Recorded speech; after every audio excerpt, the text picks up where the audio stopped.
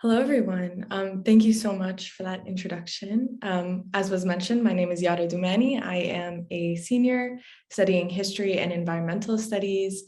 with a focus in settler colonial studies here at Brown on occupied Narragansett lands. While at the Cogut, I'm working on my undergraduate history honors thesis titled In Sisterhood, I Will Remain Strong, Intertribal and Transnational Indigenous Women's Activisms and Representations. My project investigates Indigenous women's organizing in the late 1970s to the mid-1980s, which, as was mentioned, spearheaded the fight for sovereignty, liberation, and life, and against the intersecting violences of settler colonialism, cis-heteropatriarchy, and capitalist extraction in what is known as the US. This comes at a time when post-World War II anti-colonial nationalist movements, hegemonic carceral feminisms in the second wave, and the American Indian movement's radical sovereignty work and occupations in the post-termination era failed to adequately address the needs of Native women, youth, queer peoples, and future generations yet to come. Utilizing the Native and feminist presses, zines, and other public-facing ephemera, personal correspondences, oral histories, health and ecological studies, as well as legal records, I explore the women and discursive ecologies of these movements and interrogate how these assertions of a uniquely liberatory political imagination have remained central to demands for just futures in the present decolonial moment. So generally, scholars tend to fixate on what is commonly considered the start and supposed end of the Red Power movement by following the American Indian movement's trajectory from the occupation of Alcatraz in 1969, of the Pine Ridge Reservation at Wounded Knee in 1973, and the completion of the Longest Walk in 1978.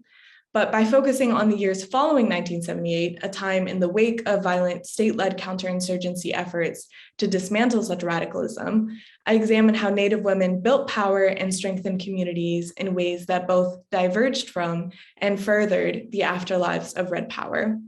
Such work took the form of education and mutual aid, militant sacred lands protection and treaty rights work, fighting to free Native women political prisoners, health and environmental justice efforts, and beyond. Instead of providing a synopsis of my entire thesis, I'm going to briefly speak about the final chapter and highlight some of the women within it. This section explores the untold histories of the movement to keep alive and free 3 incarcerated Native women: Lakota woman Rita Silknani, Paiute woman Angie White Rock, and lesbian Cherokee woman Raven Darkwing. Grounded in my archival research in the Brown University Special Collections as a Hay undergraduate fellow, I analyzed these women's activist life writing in the form of poetry, personal letters, and public statements as they assert their right to defend themselves and their children from racist, colonial, sexist, and homophobic violence. I traced their cases through the lesbian feminist anti-prison news journal No More Cages, which worked to subvert the colonial and carceral violence of removal and isolation by connecting women on the inside with each other and with friends, family, and anti-prison activists on the outside, both locally and across the globe.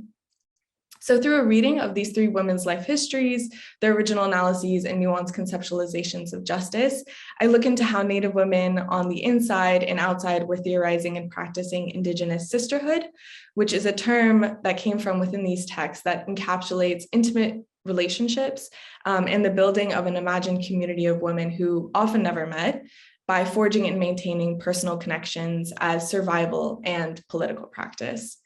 So Native and Indigenous studies, Black feminist critique, as well as a belief in the power of friendship and love frame my thesis, and my positionality as simultaneously a settler on Turtle Island and a queer Palestinian woman grappling with the Israeli settler colonial occupation and transnational solidarity with Indigenous peoples also continuously informs this project and my time learning alongside peers at the Cogut. So thank you so much for engaging with me on this, and I look forward to listening to the next presenter share their amazing work.